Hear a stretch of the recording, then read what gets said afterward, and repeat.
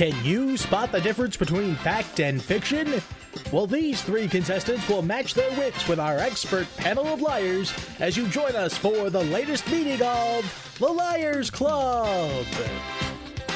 And here's your host, the chairman of the Liars Club, Robert Seidelman. Jimbo. It's Jim Williams, best announcer in the world, ladies and gentlemen. Hello all, and welcome to the Liars Club, the show that separates fact from fiction. And yes, we did invent Duffman before The Simpsons ever did. So with that being said, let's introduce our panel. I will say again, pound for pound, the best panel we have ever had. And let's get things started with former professional tackle football player, Adrian Edwards. Then we have the real Napoleon Dynamite Pedro Pinho. And then we have former Playmate of the Year 2009, Megan Maynard. And the man who actually did dunk on LeBron James, Robert Smith. Ladies and gentlemen, there's our panel. And with that, with the panelists out of the way, let's introduce our players today who are trying to vie for a fabulous grand prize. Starting out with this gentleman right here. His name is Anthony. Anthony, welcome to the show. Thanks, Rob. Tell me a bit about yourself. Well, I go to the Evergreen State College. Always fun. I have a lot of free time, so I like to do things like this and go for gold at them and play for keeps. So, yeah. Go for gold and play for keeps? Yep. So have you ever won anything? Nope, but I'm changing that today. All right, good information to hear. Thanks, Anthony. Let's bring you to your next opponent. Hello, sir. Hello, Bob. What do you think I am, Bob Barker? Oh, sorry. No. Tell us a bit about yourself, sir. Well, I like riding Clydesdale horses in my spare time. Like riding Clydesdales? Yes. And by the way, what is the name of yourself, sir? You didn't say that. Oh, I'm sorry. My name's Ray. Hi, Ray. So you like riding Clydesdales, huh? Yes, sir. Wish I knew enough about horses to actually say something funny, but I don't. I'll just say that I know my aunt and uncle actually did own a horse ranch, and they're very good horses down there. Not Clydesdales, but same nonetheless. Sweet. All right, thanks for being here. And you, sir, welcome to the show. Hi. Tell me a bit about yourself. Well, my name's Jamie, and I was born in Park Slope, Brooklyn, and I'm a freshman at the Evergreen State College. How is life in Brooklyn compared to here at Evergreen? It's very different. It's a completely different culture. It's a lot more green here. And a lot less muggings. Oh yeah, a lot less. All right, thanks for being here. Thank you. You guys ready to play the game? Yes. Yep. All right, it's time to introduce the game and how it works to everybody here on Ye Olde Liars Club. I'm going to pose a question to the panel, and they're going to come up with some very, very detailed and very, very thorough, thought-out answers. One problem, though, 3 of them are lying. It is up to you to figure out who is telling the truth. You figure out who's telling the truth, you get points. You don't, you'll lose points. You gain or lose, depends on how many points you bet in each question. For our first round, we have even odds, 1-to-1. So that means if you bet 20 points, you gain 20 points, or you'll lose 20 points, okay? We start you off each with 100 points. And for the first 3 questions, max bet is half, and minimum bet is 10 points, and please bet in 10-point increments, because we have statisticians up there in that booth who get so cranky if you don't do that, so please don't do it, okay? All right. So, ready to play? Yes, sir. Yep. All right, here's your first question. Even odds panel, listen up. When a group, oh, and by the way, I should mention that because this is the end of International Women's Week here at Evergreen State College, all of our questions will be based around feminism. Got that in mind? I do now. Okay. Good luck. Here's your first question, panel. When a group gets started, especially a feminist group, they usually have a statement as to what they stand for. This type of statement is usually called a charter or a manifesto. So with that being said, I will read a statement of a feminist group's charter or manifesto, and all you have to do, and contestants, all you have to do is figure out what group we're talking about, okay? Well, actually, they're going to give you the answers, and you got to figure out who's bluffing, okay? And actually, who's telling the truth. It's such an easy game, sometimes I get it complicated, okay? All right. All right, here's the part of the charter which I'll read right now to you. We do not accept the token appointment of a few women to high-level positions in government and industry as a substitute for a serious, continuing effort to recruit and advance women to their individual abilities. To this end, we urge American government and industry to mobilize the same resources of ingenuity and command with which they have solved problems of far greater difficulty than those now impeding the progress of women. Whew, try saying that 5 times fast. Quite simply, name the group, okay? Robert, you seem well versed in this type of thing. Okay, well, it's... We'll start with you. Sure. It's actually from the League of Women Voters. It's mainly a political stance when it started. The charter was written in 1920 when it was a spinoff of the National American Women's Suffrage Association when it closed its doors on the same day. It helped enfranchise women to go out to the polls and vote in all the political elections. It was a women's only group until 1973 when it opened its doors to men, and it helped over 20 million women, men, and minorities register and vote in the elections. Sounds very good, and they are still around to this day, I do believe. Adrian, you ma'am, Yes, Robert. what's your answer? The charter is from one of the most respected feminist groups, the National Organization of Women. This group wasn't just women. They believed that both men and women can combine forces to fight for equal rights as they have stated in the beginning of their charter. Even so, their charter made them look legitimate, and with that solidified and clear message, they would eventually become one of the main focuses of the second wave feminism. Yes, I do believe they have a symbol, and they were often parodied on Married with Children. Their parody is "No Ma'am" instead of "Now." Pedro. I actually disagree with both contestants. You mean both panelists? Yes, that's what I meant. All right. This piece of charter was actually in a group called SCUM. The group, started by Valerie Solanas, says that men have outlived their usefulness and states that SCUM stands for Sisters Cutting Up Men. In her SCUM manifesto, she claimed that women could control the world on their own and that the Y chromosome was a mistake.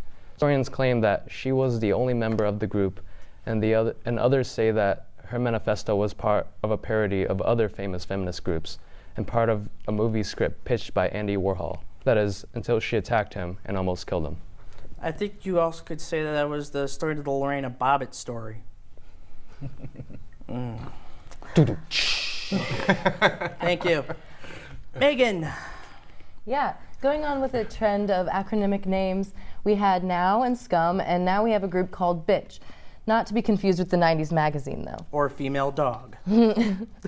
This organization's manifesto focuses on how women are aggressive, and that makes them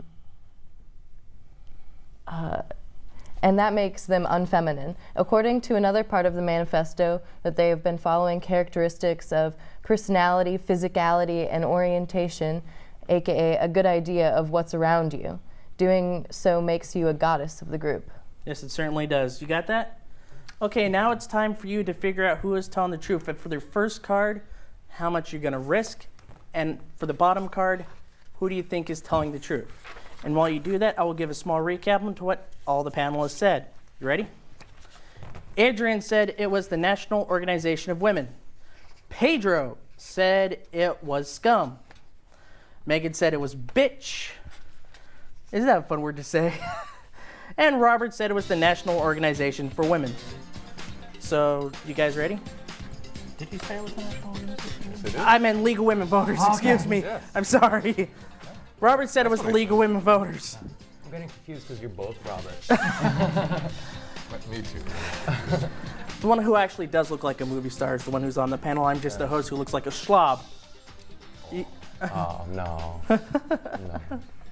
All three of you ready? Mm-hmm. All right, show everybody your answer. Not Pedro. Anthony, how much did you bet? I bet 20 points, Robert. 20 points. And how much did you bet, sir? I bet 10 points. 10 points. And Chris, is that your name, Chris? Yeah. Chris, how much did you bet? 10. 10 points, okay. 20, 10, and 10. And for the correct answer, I need this right here. The question 1 answer, which is right here in this envelope. I shall read it right now, if I could get it open. For the correct answer, I'm going to read you the opening sentences of the group's charter or manifesto. Are you ready? Sure. Mm-hmm. We, men and women, who hereby constitute ourselves as the National Organization for Women, believe that our time has come for a new movement toward all equality for all women in America and toward fully equal partnership of the sexes as part of the worldwide revolution of human rights now taking place within and beyond our national borders. Adrian was the one who was telling the truth. Okay, so let's see, Anthony, let's show your points. 20 points. Who'd you bet on? Oh, you bet on Megan, so you lose 20 points. You're down to 80. Okay, you bet 10 points, and you said it was? Panelist number 1. Adrian, you got it. 10 points. Well done, sir. And Chris, you bet 10 points, and you said it was? Adrian. There you go. So we have 80 points for Anthony, 110 points for Ray, 110 points for Chris. You want to get those 20 points back? Of course. You want to try to get 20 more points? Yes. I'm glad you said yes. Megan, you have a question in your thing about bitch. Thank you. This is a follow-up question to bitch. We have these ones per game. So this is just say it out the answer out loud for 20 points. If you get it right, you gain 20 points. If you get it wrong, doesn't matter. All right. Now we talked about the Now's Charter. That was the correct answer. But here's the follow-up question to one of the 3 wrong answers. Bitch. The Bitch Manifesto ends with this line. We must be strong, we must be militant, we must be dangerous. We must realize that bitch is beautiful and that we have nothing to lose. Nothing whatsoever. Now here's your question. Is this true or false? Is that the actual last line to the manifesto? I'll go with true. I'm not going to get to you there. Anthony, do you think that's true or false? You can go with false. You're going with false. Ray? True. Chris? I will go with false. Going with false, okay. So for the correct answer, I will actually read the last few parts of the manifesto. We must be strong, we must be militant, we must be dangerous, we must realize that bitch is beautiful and that we have nothing to lose, nothing whatsoever. It is true. Ray, you're the only one who got the 20 points. All right. So at the end of round one, Anthony's in third place with 80 points. Chris is in 110. And Ray, you're in the lead with 130 points. I think you guys are warmed up now. I think you're ready for round 2. In round 2, we're going to beef up the odds a bit. It is now 2-1. And you ready for your question? Let's see if I could get the card straightened. While feminism did a lot to help out equal rights for not only men and women, but also the LGBT community as well. In the 80s, they garnered some pretty powerful enemies, ending the second wave in the mainstream. Various derogatory names came out about feminists, one being the term feminazi. While it is a very derogatory term, and we apologize for saying it many times on this show, we want to know who invented the term. I'll reread the last part. We want to know who invented the term, okay? Adrian. Yes, Robert. We started out one end of the panel. I think we start off the other end of the panel, so why don't you go?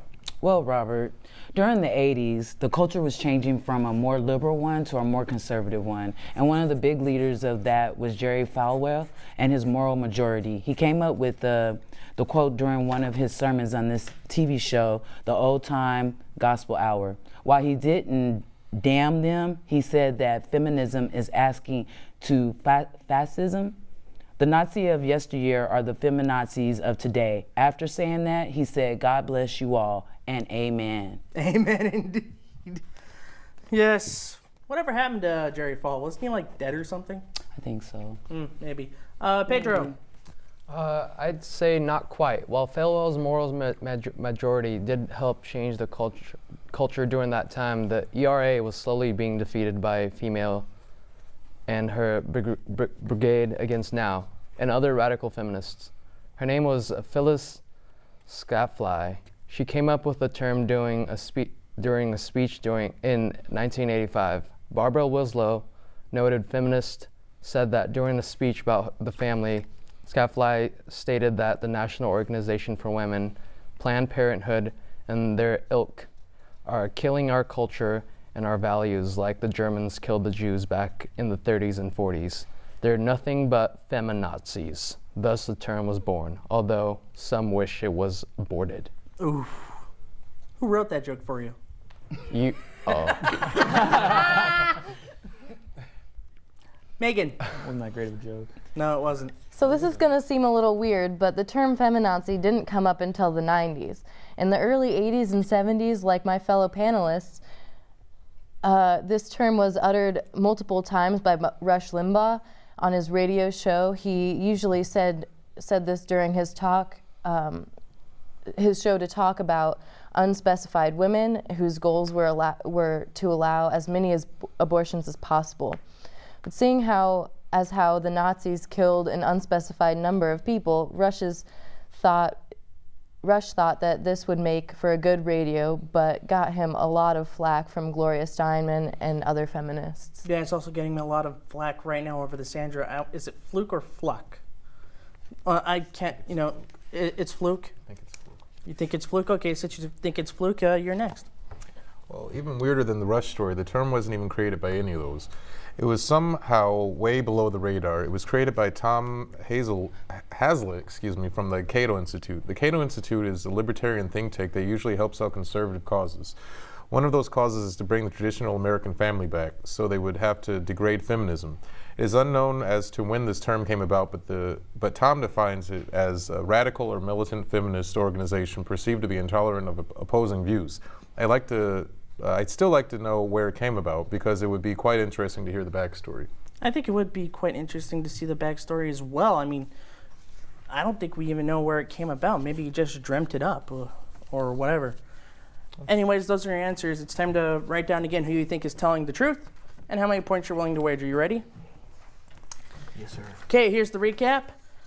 Adrian said it was Jerry Falwell. Pedro said it was Phyllis Schlafly. Megan said it was Rush Limbaugh. And Robert said it was Tom Hazlitt. So is everybody ready? Everybody write down there who they think is telling the truth and how many points you're wagering.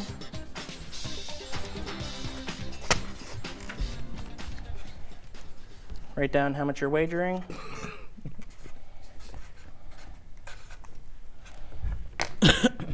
Okay, you ready? Indeed I am. Anthony, what are you betting?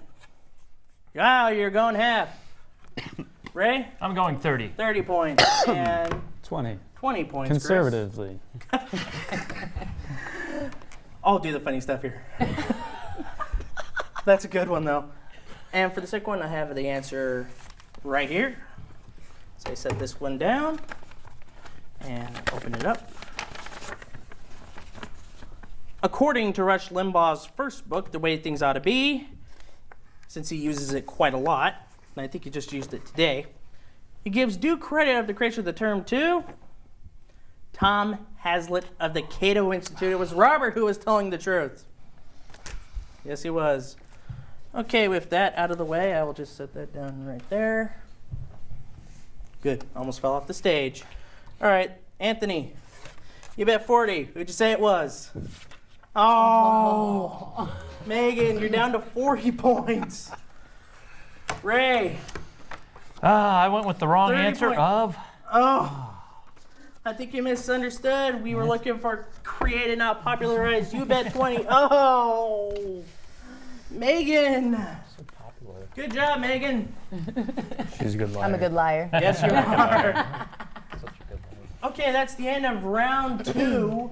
And the scores are, Anthony, you have 40 points. You really got to pick it up here. Ray, you have 100 points. You're actually, no, you have, you do have 130 points. You have 100 points. You're back where you started. Chris, you have 90 points. I suck less. All right. You suck less? Yeah. Okay, it's time for question 3 as we roll right along here on the show, ladies and gentlemen. Now here's where things get really interesting. 5-to-1 odds. So Anthony, you can really catch up, okay? Thank God. Are you ready? This is our visual question, okay? Take a look at this monitor right here. We spent millions of dollars on this. You see the logo right there? So we have 2 logos right here. We had to edit stuff out for, well, certain purposes.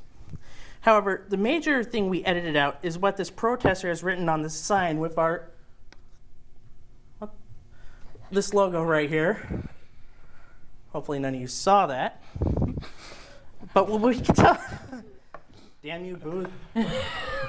What we can tell you is that this has to do with the feminist supergroup, the National Women's Liberation Party, which was one big collaborative effort of various other groups.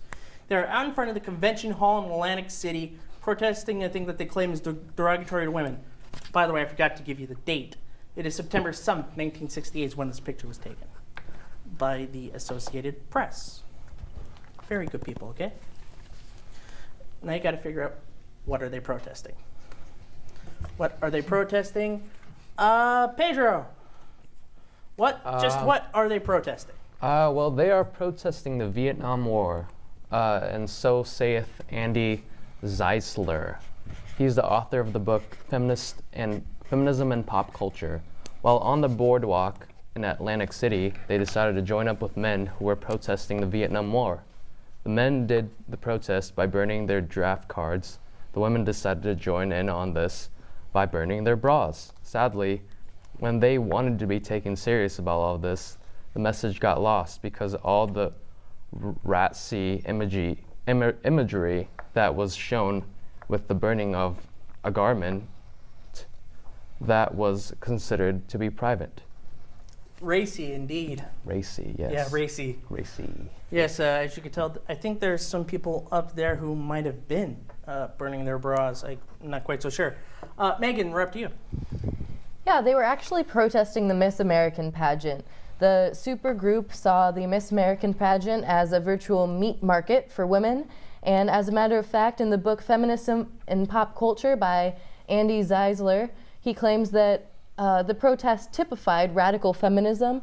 They were protesting the image of Miss America, the image that oppresses women in every area that purports to represent us. With that protest, they got their message noticed by the mainstream media, and this movement was seen as one of the major launching points in the second wave of feminism. Yes, it definitely was. I remember if I think I remember correctly, Burt Parks was the host of it during that time. He was a very good host. Speaking of good hosts, Robert, we're over to you. Well, I believe they're protesting Playboy and their centerfolds. Andy Zeisler, author of Feminism and Pop Culture, said that this protest was part of a bigger protest that took place in 1969 with the Newton at Grinnell College. This took place after a representative of the magazine had some demeaning things to say about the feminists who had planned on protesting the magazine, saying they don't get it and that women that pose for the magazine are doing this at their own will. That being said, it did get the protest and the movement noticed. Yes, it certainly did, and I think they did a lot of things in said magazine that were kind of derogatory as well.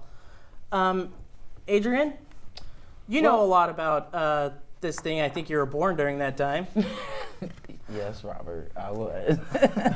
But with this picture, they are protesting provocative advertising of women. In a great book by Ann Zeisler called Feminism and Pop Culture, this was one of the biggest peeves the second wave feminism had.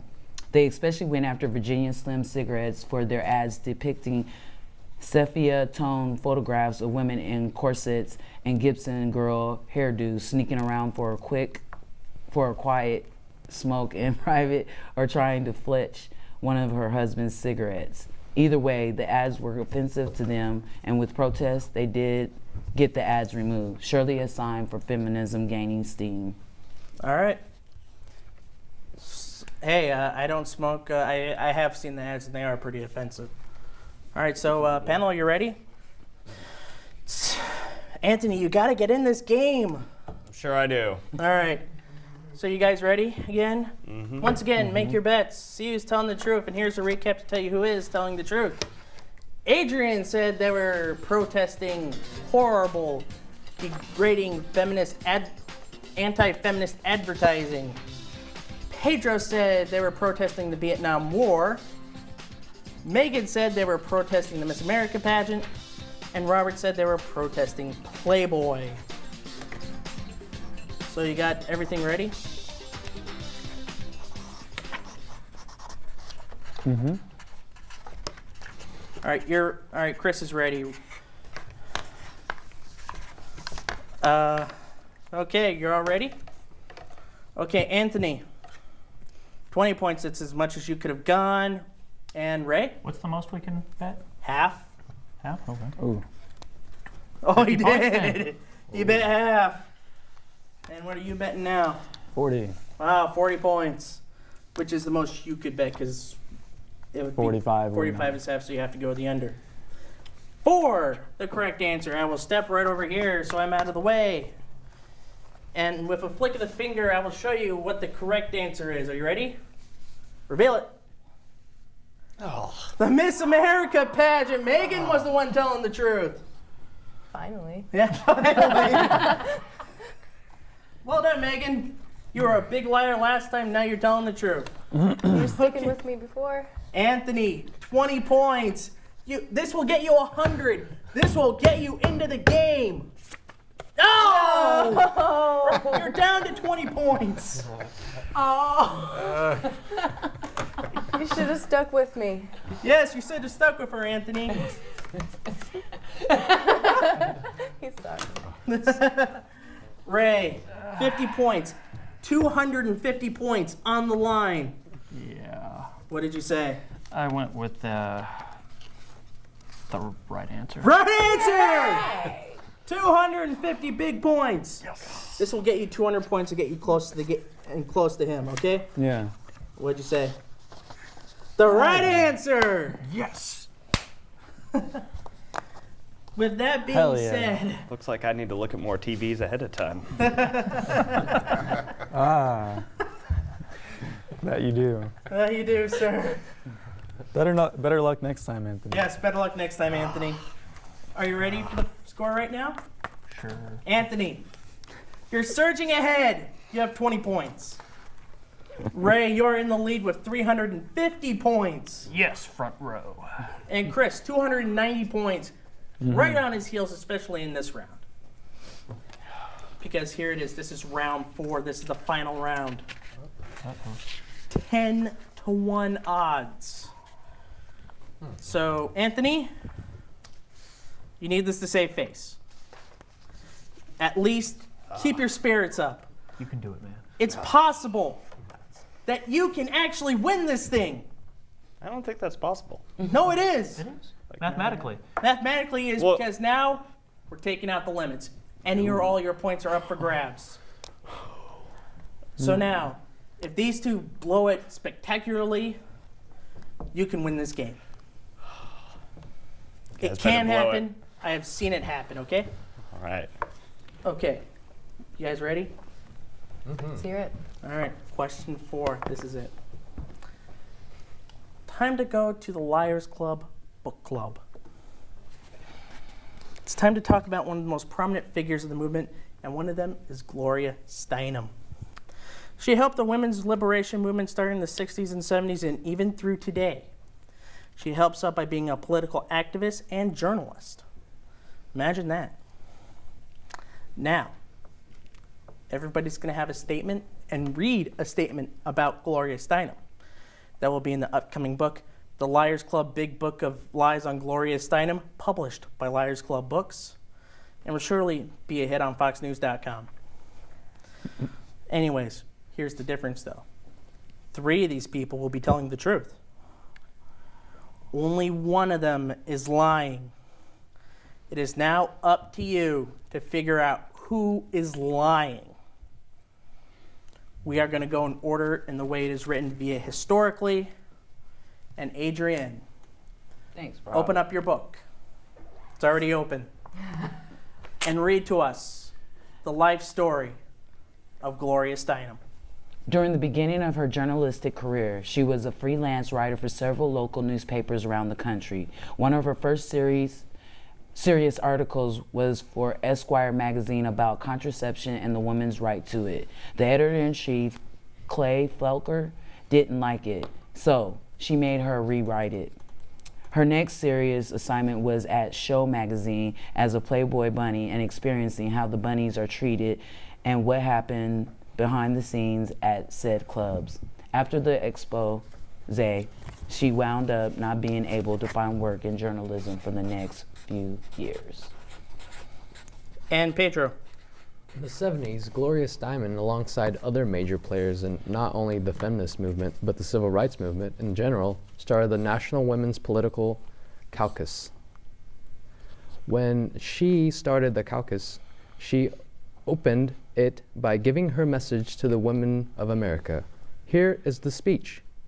This is no simple reform. It really is a revolution. Sex and race, because they are easy and visible differences, have been a primary ways of organizing human beings into superior and inferior groups, and into the cheap labor on which this system still depends. We are talking about a society in which there will be no rules other than those chosen or those earned. We are really talking about humanism. We are really talking about humanism, Deep, and who's the group again? National Women's Political Caucus. Caucus. Excuse Like me. Michael Dukakis? Caucus. Okay. Megan. In 1977, when tennis star Renee Richards had gender reassignment surgery, Gloria Steinem praised Renee Richards and the surgeons who helped her become what she truly is on the inside and out. Because of this, she became great friends with Renee and even became friends with tennis superstar Martina Navratilova, thank you, and watched her in person win the 1985 U.S. Open. She is still a fan of the sport of tennis to this date, enjoying the matches every year at the U.S. Open. Yes. And thank you for the correction of the name, Adrian Edwards, former professional tackle football player. Thanks, Robert. And now we end it with Robert Smith. After decades of hard work to advance women's rights and the civil rights in general, she settled down a bit. In 1987, Miss Magazine was sold, to which she founded. She also had a battle to settle down due to medical ailments after being diagnosed with breast cancer in 1986 and Fothergill's disease in 1993. In 2000, she found the love of her life and married David Bale, the father of the Dark Knight's Christian Bale. The marriage will last 3 years until Bale's passing. To this day, she still continues to help feminism and civil rights causes all over the world. That is very nice story, and thank you all for the rating of the Liars Club Big Book of Lies on Gloria Steinem. Thank you very much. Now contestants, this is it. The limits are off. Bet as much as you want. Remember, keep it in increments of 10 though.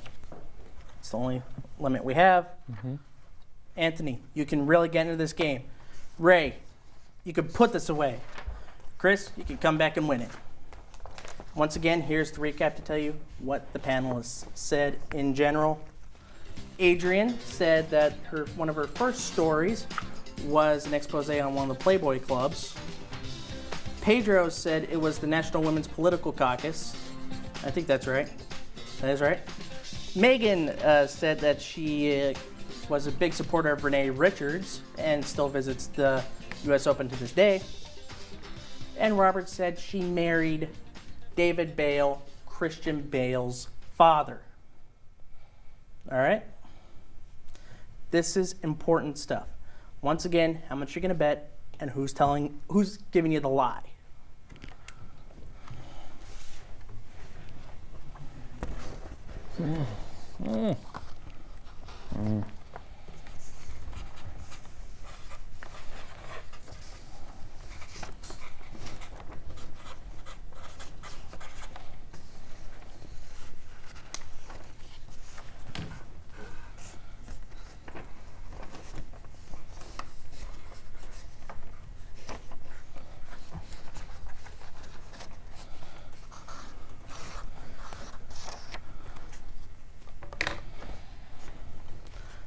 Okay, I see that Anthony is ready. I see Ray is ready. Chris, are you almost ready?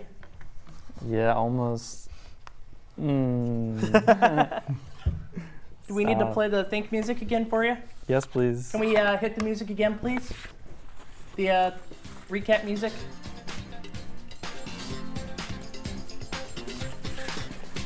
Can't finish. Okay. All right. Shall we get going then? Anthony, you're in third place with 20 points. You know, if you go max, you could be in third place. That's right. And you bet 20 points. Show the camera, please. 20 points. I will go down to Chris. Chris, you have 290 points. You can take the lead. What'd you say? I have 200 points. 200 points. Now, Ray, you have 350 points. I think if you get this right, you win this game, depending on how much you bet. How much did you bet? 200 points. Really? Did I say 200? Yeah. Oh, it's one of those cryptic mind puzzles. Sorry. Making me think. For the correct answer on this one, panelists, face up your books. Show them like that. Are all of you ready? Yes. Now, if you want to know who's telling the lie, they will open up the book and show it to you, and it will actually say the word lie. The rest of them are saying truth. We're not going to reveal them all at once. I'm curious, though. I don't think the David Bale thing is right. Robert, can you show to us your answer? Oh, he was telling the truth. Just to let you know he was telling the truth. Adrian, the Playboy thing seems a little too far-fetched for my taste. Are you telling the truth on that one? Gloria's a hottie. Am I telling the truth? Yeah, she was. Hottie. Yeah, and I think there was a movie based on that called Death of a Playmate, I do believe. So now, Pedro, Megan, at the same time you will reveal when I give the cue to, okay? 1, reveal. It was Megan who was lying. I'm an honest man. Yeah, I will explain about the Renee Richards things. She questioned it, saying that male to female transgenders were kind of like submitting themselves to gender norms of the time, trying to be like the stereotypical female. That's what she said. Anthony, you have 20 points. You can still be in third place. The odds says Pedro. The odds say, is that it? Are there any more cards? Nope. You failed. Oh No points. Oh no. You went for the gold, and you got chicken McNuggets. I kind of thought we were playing golf, so like. Golf? Oh, whatever. Okay, Chris, 200 points. If you say Megan, you'll be in the lead with 2,290 points. What did you say? I indeed said Megan. Megan! 2,290 points. Ray, you bet 200 points. Show the amount that you bet again. Is there a prize for second place? There might be. Because you're gonna need it! Ray's our winner! Damn. Yes! 3,650 points. Sweet. Nice one. Good What's game. the prize? Anthony.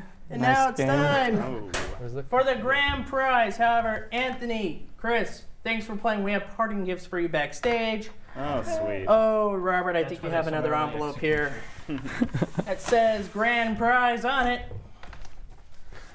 Ready to find out what you want? You gotta love the movie, right? Oh, I think you might like this. Is it a Clydesdale? No. Oh. It's a $25 Amazon gift card where you can buy your books for spring quarter or some nice DVDs. Here you Or go. books on Clydesdales. In your face, loser. That's so mature. Oh, yeah. That is really immature, dude. Just for that, you'll lose that. No, I'm kidding. You want it legitimately. In your face. No. Like, okay, now you actually did lose it legitimately. That's it for the Liars Club, everybody. I'd like to thank our panelists, Adrian Edwards, former professional tackle football player, Pedro Pinho, the actual real Napoleon Dynamite, real? Megan Dynamite. Maynard, she just proved everybody that she really is a big liar, and Robert Smith, the most honest man in the world, only to his mom. And that's gonna, like, once again, thank our contestants. This is me, Robert Solomon, saying we thank you all for watching. Goodbye, everybody. See you next time here on the Liars Club.